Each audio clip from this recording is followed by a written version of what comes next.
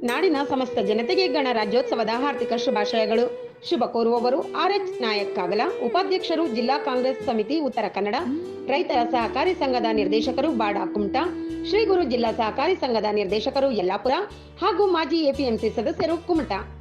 ಹಿಂದೂಸ್ಥಾನವು ಎಂದು ಮರೆಯದ ಭಾರತ ರತ್ನವು ನೀನಾಗು.